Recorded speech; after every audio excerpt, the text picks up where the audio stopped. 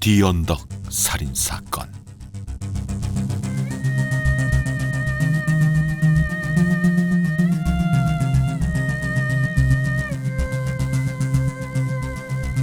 에도가와 란포 지음, 낭독 구자형, 이명상, 한나, 윤서, 전승, 용현, 지환, 현서, 성혁, 원빈, 김준.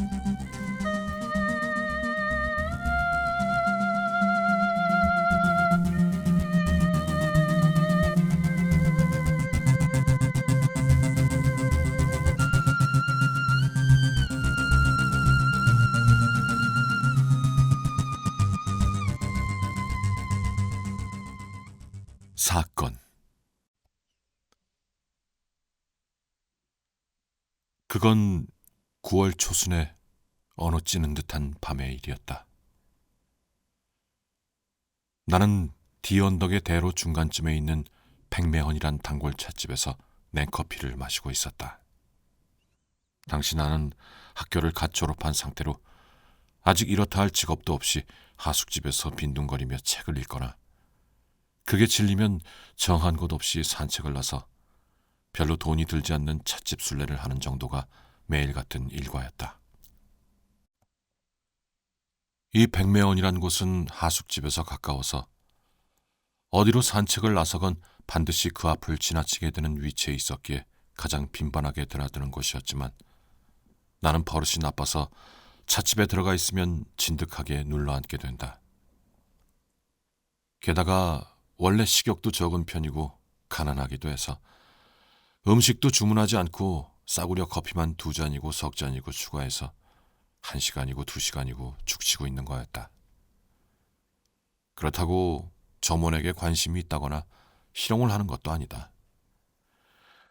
뭐 어쨌거나 하숙집보다 근사하고 마음도 편하니까.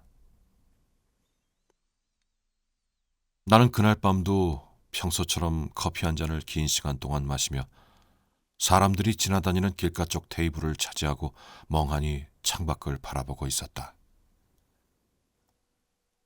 이 백매헌이 있는 뒤언덕이란 곳은 예전엔 국화꽃 인형의 명소였던 것으로 좁았던 길이 도로 정비 사업으로 넓혀져서 여러 개의 차선으로 넓혀진 큰 길로 된 지 얼마 지나지 않았던 때라 아직 큰 길 양옆은 군데군데 빈 땅도 있어서 꽤 황량했다.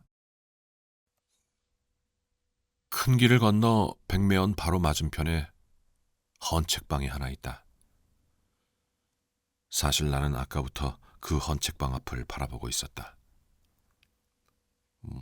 볼품없어 보이는 헌책방으로 딱히 바라볼 만한 경치도 아니지만 내겐 조금 특별한 흥미가 있었다. 무슨 얘긴고 하니 내가 요즘 이 백매헌에서 알게 된 묘한 남자가 하나 있다. 이름은 아케치 고고로라고 하는데 말을 해보니 굉장히 특이한 사람이고 머리도 좋은 것 같다. 난 탐정소설을 좋아하는데 그 남자의 소꿉친구인 여자가 지금은 이 헌책방의 안주인이 됐다는 말을 일전에 그에게 들었기 때문이었다. 2-3번 책을 산 기억으로는 이 헌책방의 안주인이 상당히 미인으로 어디라고 하긴 그렇지만 어쩐지 관능적으로 남자를 끌어당기는 면이 있었다. 그녀는 밤이면 언제나 점포를 보고 있었기 때문에 오늘 밤도 그럴 거라 생각하고 점포 곳곳을, 이라고는 해도 다다미 9장 정도의 좁은 점포다. 점포 곳곳을 유심히 봤지만 아무도 없다. 조만간 나타나겠지 하는 생각으로 나는 계속 쳐다보면서 기다리는 중이었다. 그러나 안주인은 좀처럼 나오지 않는다. 그래서 슬슬 귀찮아져서 옆에 있는 시계점으로 시선을 돌리려는 참이었다. 나는 문득 점포와 안쪽 방의 경계에 있는 미닫이 문의 가운데 격자문이 탁 하고 닫히는 걸 봤다. 그 격자문은 가로 세로로 된 섬세한 격자로 돼 있어서 격자 하나의 폭이 5cm 정도로 그걸 열고 닫을 수 있도록 돼 있었다. 정말 이상한 일도 다 있다. 헌책방이라는 건 좀도둑이 꼬이기 쉬워 꼭 주인이 매장에 있지 않더라도 안쪽에서 살짝 연 격자문을 통해 밖을 살펴볼 텐데 그 문을 다 닫아버리는 건 이상했다. 추울 때라면 모를까. 이제 막 9월이 된 이렇게 푹푹 찌는 밤인데 격자문을 완전히 닫는 것은 정말 이상했다. 이렇게 갖가지 생각을 굴리고 있으려니 헌책방의 안쪽 방에서 무슨 일이 있는 것 같아서 나는 시선을 옮기지 못했다. 헌책방의 안주인이라고 하면 전에 이 찻집의 점원들이 묘한 뒷이야기를 하는 걸 들은 적이 있다. 듣자 하니 목욕탕에서 만난 목욕탕 안주인과 딸이 정리를 하던 도중의 이야기인 모양인데 헌책방 안주인은 저렇게 예쁘지만 온몸이 상처 투성이야. 맞거나 긁힌 상처가 틀림없어. 딱히 부부 사이가 나쁘지도 않은 것 같은데 이상도 하지? 라고 하자 딸이 그 말을 받아서 말했다는 거다. 그 길에 아사히라는 국수집 안주인도 자주 다치곤 해요. 그것도 보아하니 맞은 상처가 분명한데. 이 이야기가 무엇을 뜻하는지 나는 깊이 생각하지도 않고 그저 남편이 못돼 먹었나 보다 정도로만 생각했으나 여러분, 그게 사실은 그렇지 않았던 거다. 이런 사소한 사실이 이 이야기 전체와 커다란 관계가 있다는 걸 나중에야 알게 된 것이다. 어쨌거나 나는 이렇게 30분 정도나 같은 곳을 바라보고 있었다. 어쩐지 뭔가 어떤 예감이 든다고 해야 할지. 지켜보고 있던 와중에 무슨 일이 벌어질 것만 같아서 좀처럼 시선을 떼지 못했던 거다. 바로 그때 아까 잠깐 이름이 언급된 아케치 고고로가 평소처럼 거칠고 굵은 세로 줄무늬 유카타를 입고 이상하게 어깨를 흔들면서 창밖에서 지나치려 했다. 그런데 그는 나를 발견하더니 인사를 하고 안으로 들어왔는데 냉커피를 주문하고는 나와 마찬가지로 창문이 보이는 내 옆에 앉았다. 그리고 내가 한 곳을 바라보고 있다는 걸 알아차리더니 그도 내 시선을 따라 마찬가지로 건너편 헌책방을 바라봤다. 게다가 신기하게도 그도 역시 매우 흥미진진하다는 듯이 조금도 시선을 흘리지 않고 그쪽을 응시하기 시작한 거다. 우린 그렇게 짝이라도 한 듯이 같은 장소를 바라보면서 여러 가지 잡담을 했다. 그때 우리 사이에 어떤 화제가 오갔는지 지금은 이미 잊어버린 때다 이 이야기와는 별로 관계가 없으니 생략하지만 그게 범죄나 탐정에 관한 이야기였던 건 분명하다. 하나 예를 들어보자면 절대로 밝혀지지 않는 범죄란 불가능할까요? 전 꽤나 가능성이 있다고 생각하는데요. 이를테면 다니자키 주니치로의 길 위에서인데요. 그런 범죄는 일단 들킬 일이 없어요. 그 소설에선 탐정이 밝혀낸 걸로 돼 있지만 그건 작가의 상상력이 만들어낸 거니까요. 라는 아케치. 아니요, 저는 그렇게 생각하지 않습니다. 실제에서라면 모를까 이론적으로 말해서 탐정에게 풀지 못할 범죄란 없습니다. 다만 현실의 경찰엔 길 위에서에 등장하는 위대한 탐정이 없을 뿐이죠. 라는 나. 대강 이런 식이었다. 그러나 어느 순간 둘은 말이라도 맞춘 듯 입을 다물고 말았다. 아까부터 이야기하면서 시선을 돌리지 않고 있던 건너편의 헌책방에 어떤 재미있는 사건이 발생했던 거다. 눈치챈 모양이군요. 라며 내가 소곤거리자 그는 즉시 대답했다. 책도둑이겠죠. 그런데 아무래도 이상하군요. 저도 여기 들어올 때부터 보고 있었습니다. 이걸로 4명째네요. 아까 들어오시고 나서 아직 30분도 되지 않았지만 30분에 4명이나 조금 이상하군요. 전 아케치 씨가 오시기 전부터 저길 보고 있었어요. 1시간 정도 전부터요. 저 격자문 있지 않습니까? 저 문이 닫히는 걸 봤는데 그때부터 계속 신경을 쓰고 있었어요. 안에 있던 사람이 나간 거 아닌가요? 그게 그 이후로 문은 한 번도 열리지 않았다는 겁니다. 나갔다고 하면 뒷문으로 나갔을까요? 30분이나 인기척이 없다니 확실히 이상해요. 어때요? 가보지 않겠습니까? 나는 이게 범죄 사건이라면 재밌겠다고 생각하며 찻집을 나왔다. 아케치 역시 같은 생각인 게 분명했다. 그도 조금은 흥분해 있었던 거다.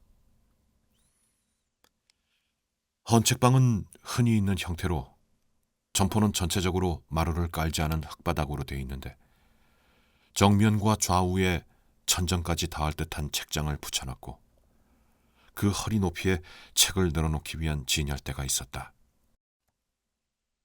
중앙에도 책을 늘어놓거나 쌓아두기 위한 사각형의 진열대가 놓여 있다.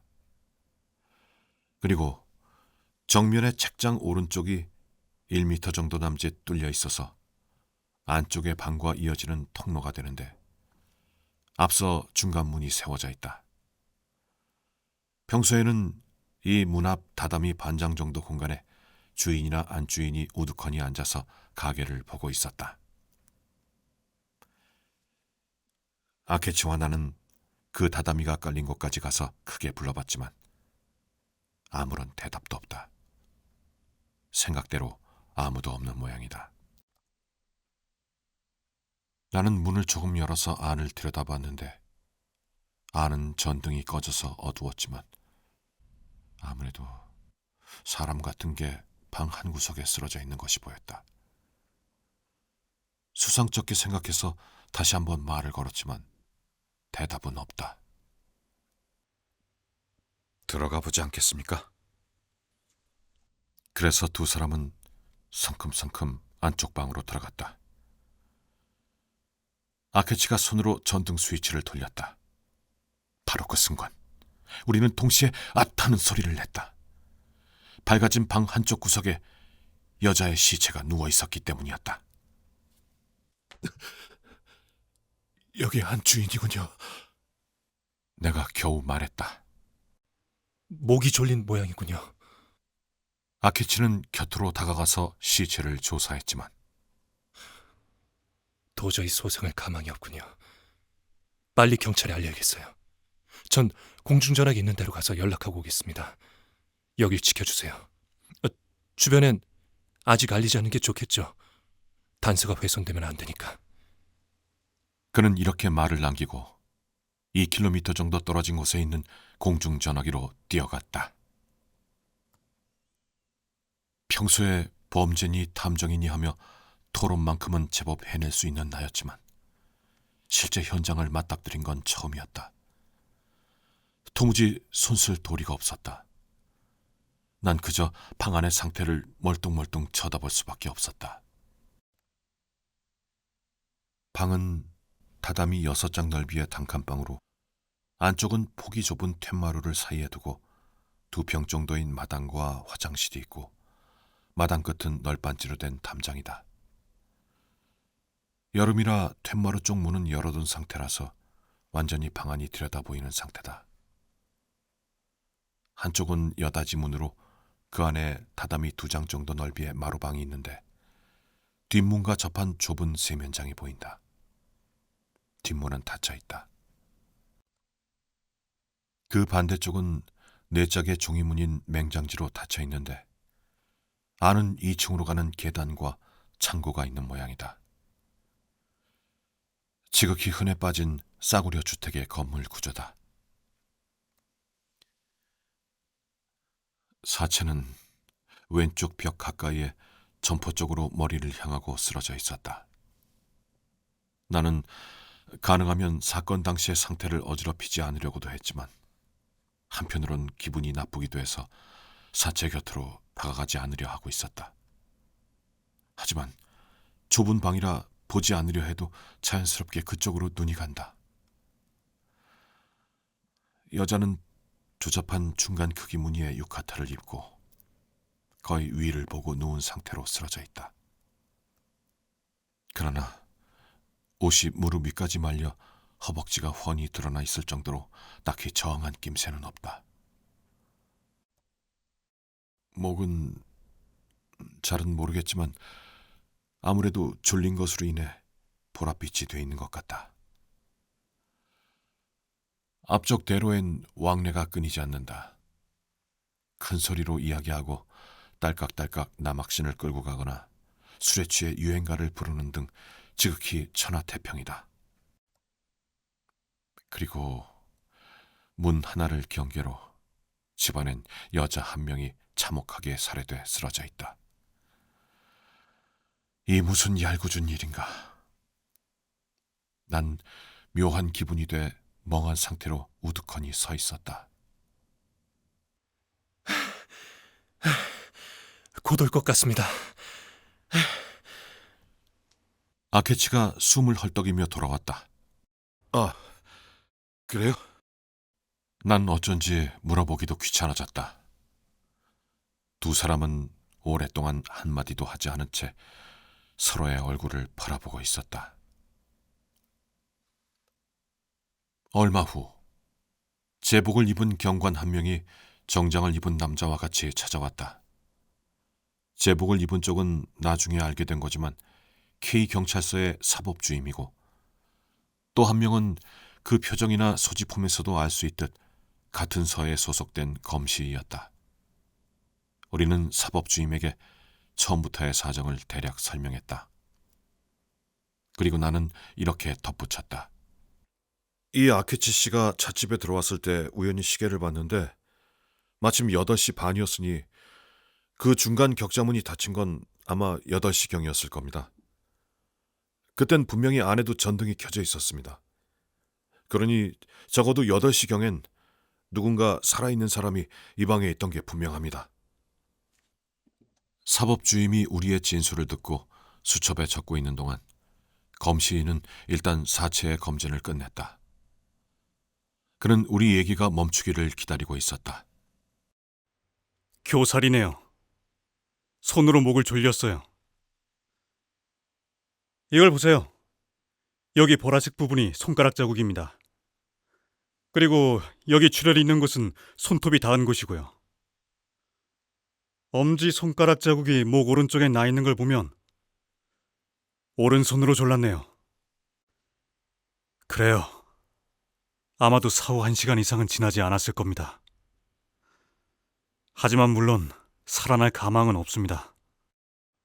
위에서 누른 거군요. 사법주임이 신중하게 생각하고 말했다. 하지만 저항하는 적이 없는데 아마 갑자기 해치웠겠죠. 굉장한 힘으로요. 그리고 그는 우리 쪽을 향해 이 집 주인은 어떻게 된 거냐 물었다. 물론 우리가 알 턱이 없다. 여기서 아케치는 기지를 발휘해 이웃집 시계방 주인을 불러왔다. 사법주임과 시계방 주인의 문답은 대체로 다음과 같은 것이었다. 주인은 어디 갔습니까? 여기 주인은 매일 밤 헌책을 가지고 밤 노점에 열러 가서 언제나 12시경이 되지 않으면 돌아오지 않습니다. 밤노점은 어디서 열죠? 우에노 대로 쪽으로 자주 가는 것 같습니다만 오늘 밤에 어디에 냈는지는 저도 잘 모르겠습니다. 1시간 전에 무슨 소리를 못 들었습니까? 무슨 소리라고 말씀하시면 뻔하지 않습니까? 이 여자가 살해당할 때 냈을 만한 비명소리라든가 몸싸움하는 소리라든가. 딱히 이렇다 할 소리는 못 들었습니다. 그러고 있는 동안 이웃 사람들이 소식을 전해 듣고 모여든 데다 지나가던 구경꾼들까지 더해 헌책방 앞은 사람들로 가득했다. 그 중에 또 다른 이웃인 신발가게 안주인이 있어서 시계방을 도와줬다. 그녀 또한 아무 소리도 듣지 못했다고 말했다. 이러는 사이 이웃 사람들은 의논 끝에 헌책방 주인이 있을 만한 곳으로 사람을 보낸 모양이었다. 그때 앞에서 자동차가 멈추는 소리가 나고 몇 명이 우르르 들어왔다. 그건 경찰에서 급보를 받고 달려온 검찰청 일행과 우연히도 동시에 도착한 K 경찰서장, 그리고 당시 명탐정이란 소문이 자자했던 고바야시 형사의 일행이었다. 물론 이건 나중에 알게 된 거다. 친구 중에 사법기자가 있는데 그가 이 사건 담당인 고바야시 형사와 매우 가까운 사이여서 나는 후일 그에게 여러 사정을 들을 수 있었다. 먼저 도착한 사법주임은 이 사람들 앞에서 지금까지의 상황을 설명했다. 우리도 앞서 했던 진술을 다시 한번 반복해야 했다. 앞문을 닫도록 하죠. 갑자기 검은 알파카 정장에 하얀 바지를 입은 잡일을 할 것 같은 회사원처럼 보이는 남자가 큰 소리를 질러서 서둘러 문을 닫기 시작했다. 이렇게 구경꾼들을 물리고 나서 수사에 착수했다. 그의 방식은 거침이 없어서 검사나 서장 등은 마치 안중에도 없는 듯했다. 그는 처음부터 끝까지 혼자서 행동했다. 다른 사람들은 그저 그의 민첩한 행동을 구경하러 온 구경꾼에 불과한 것처럼 보였다. 그는 첫 번째로 사체를 조사했다. 목 부분은 한층 더 신중하게 살피더니 이 손가락 자국에는 딱히 특징이 없어요. 즉, 보통 사람이 오른손으로 눌렀다는 것 말고는 아무런 단서도 없습니다. 라며 검사 쪽을 보고 말했다. 다음으로 그는 사체의 옷을 한번 전부 벗겨보겠다고 말했다. 그래서 의회의 비밀 모임 같은 그 자리의 구경꾼인 우리는 점포 쪽으로 쫓겨나야 했다. 그래서 어떤 발견이 있었는지 잘 모르지만 추측하건대 그들은 죽은 안주인의 몸에 수많은 상처가 있는 것에 주목했음이 틀림없다. 찻집 점원이 얘기하던 그거다. 이윽고 이 비밀 모임은 끝이 났지만 우리는 안쪽 방으로 들어가는 걸 사양하고 점포와 안쪽 방의 경계에 있는 타다미가 깔린 곳에서 안쪽을 들여다보고 있었다. 다행스럽게도 우리는 사건의 발견자였던 데다 나중에 아케치의 지문을 채취할 수밖에 없었기에 마지막까지 쫓겨나지 않고 있었다. 쫓겨나지 않았다기보다는 억류돼 있었다고 하는 편이 맞을지도 모르지만 그 거침없는 고바야시 형사의 활동은 안쪽 방에만 한정되지 않고 실내와 실외 넓은 범위에 걸쳐 벌어졌다.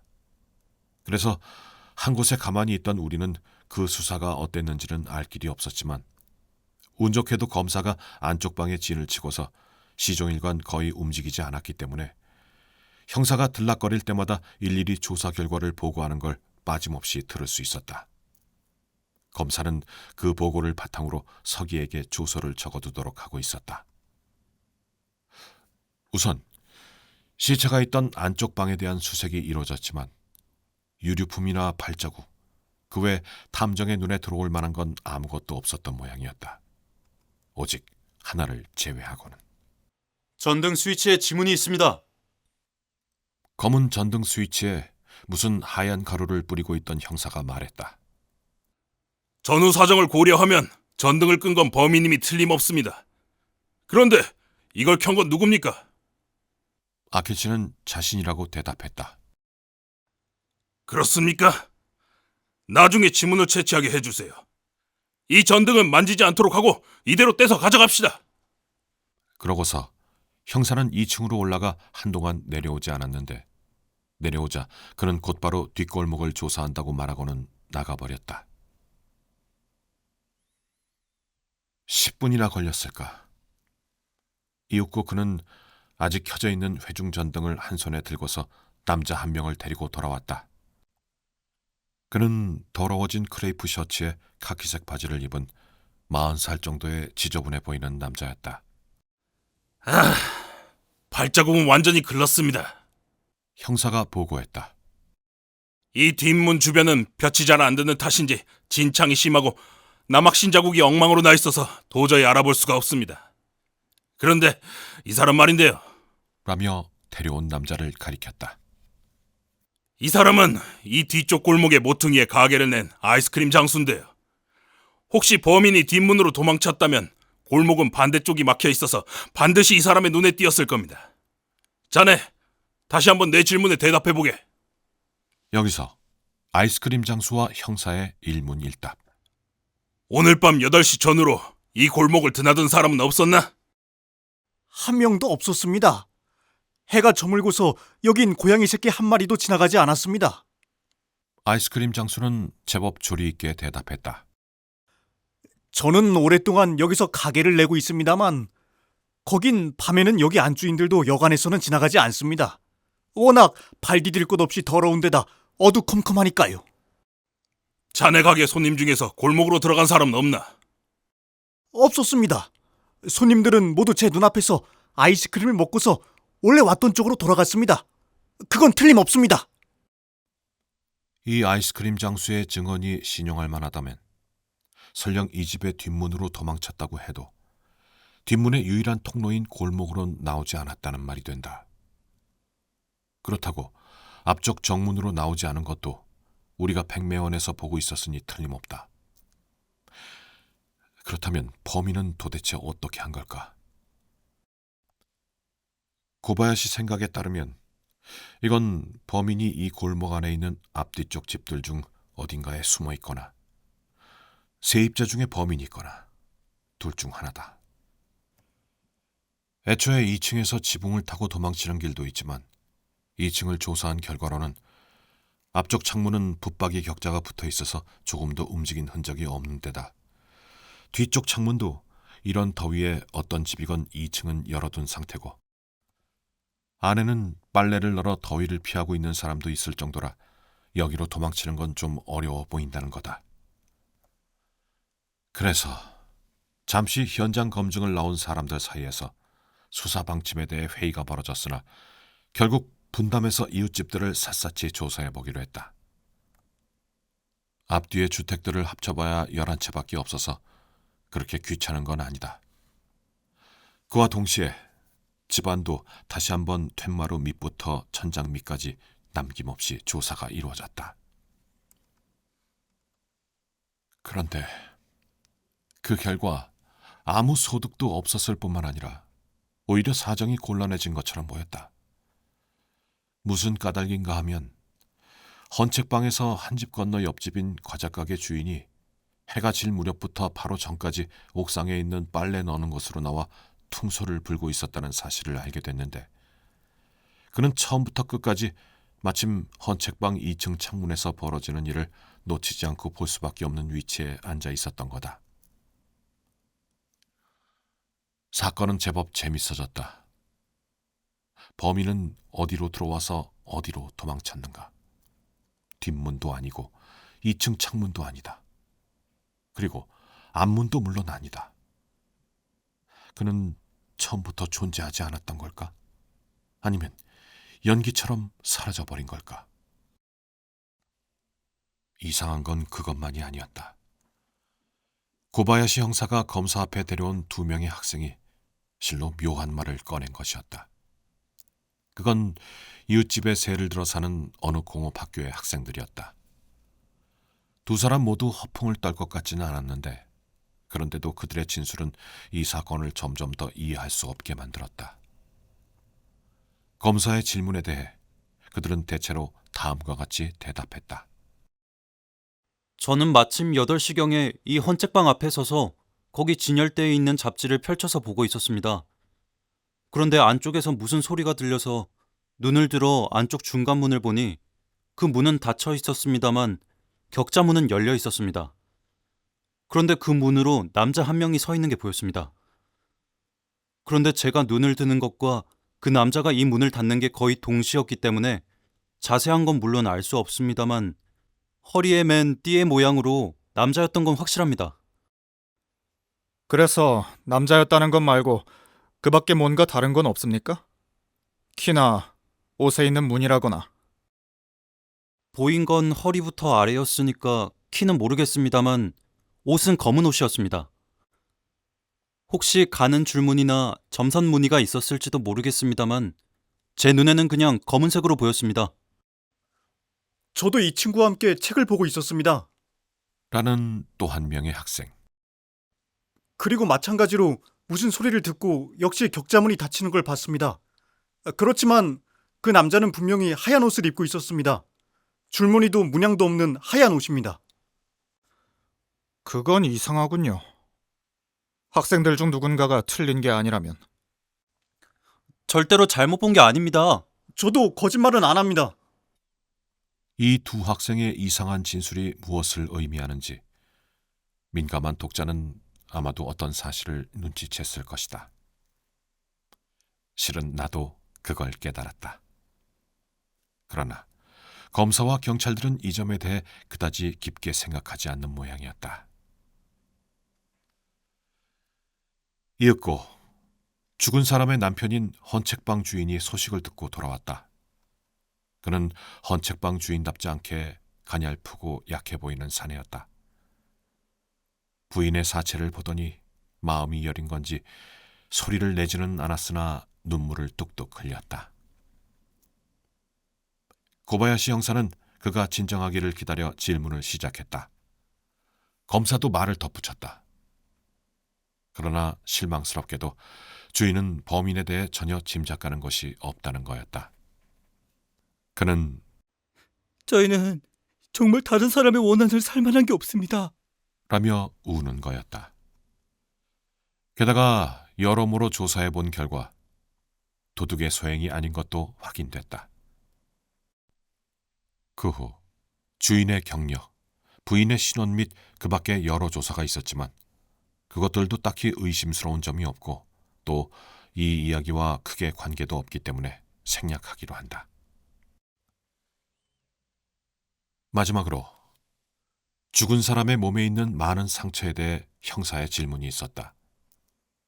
주인은 대단히 주저했으나 겨우 자신이 냈다고 대답했다. 그런데 그 이유에 대해서는 끈질기게 물었음에도 확실히 대답하지 못했다. 그러나 주인은 그날 밤 계속 밤노점을 내고 있었던 걸 알고 있었기 때문에 설령 그게 학대에 의한 상처였다고 해도 살해 혐의를 쓰지는 않을 게 분명했다. 형사도 그렇게 생각했는지 깊게 추궁하지 않았다. 이렇게 그날 밤의 조사는 일단 끝났다. 우리가 주소와 이름 등을 적고 아케치가 지문을 채취하고서 돌아갈 때는 이미 1시를 넘기고 있었다. 만약 경찰의 수사에 빠진 게 없고 증인들도 거짓말을 하지 않았다면 이건 실로 이해할 수 없는 사건이었다.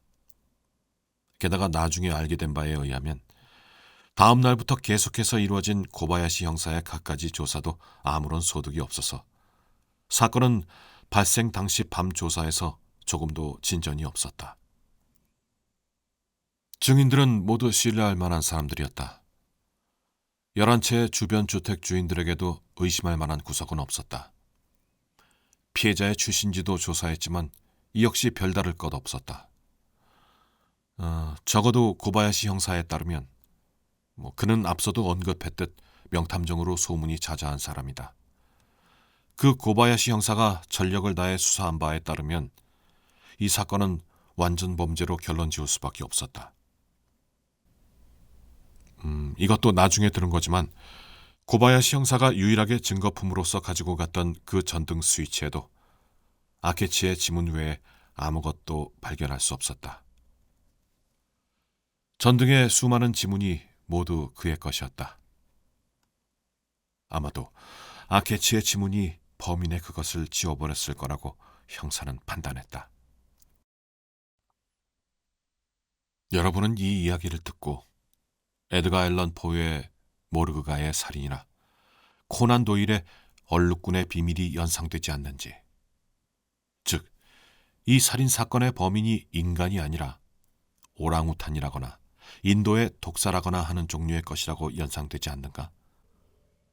나도 실은 그걸 생각했다. 그러나 도쿄 디언덕 근처에 그런 게 있다고는 생각할 수 없는 데다 무엇보다 격자문 사이로 남자의 모습을 봤다는 증인이 있었다. 그리고 원숭이 불이었다면 발자국이 남지 않을 리가 없으며 또한 사람의 눈에 띄었을 거다. 그리고 죽은 자의 목에 있던 손가락 자국도 말 그대로 인간의 것이었다.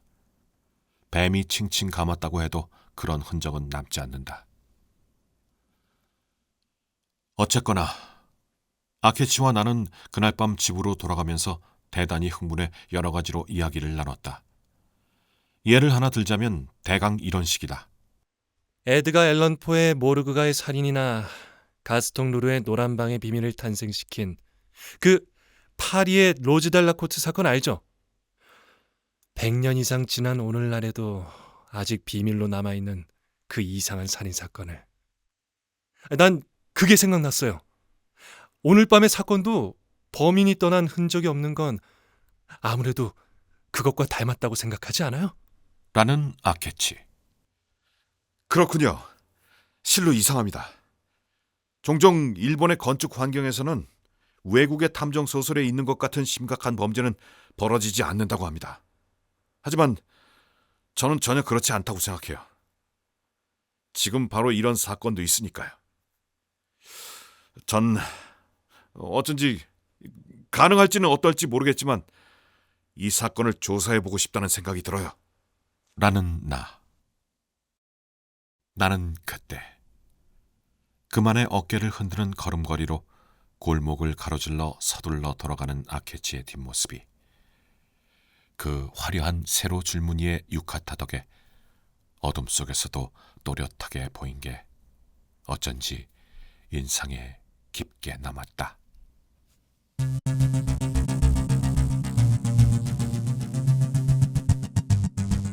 디언덕 살인사건.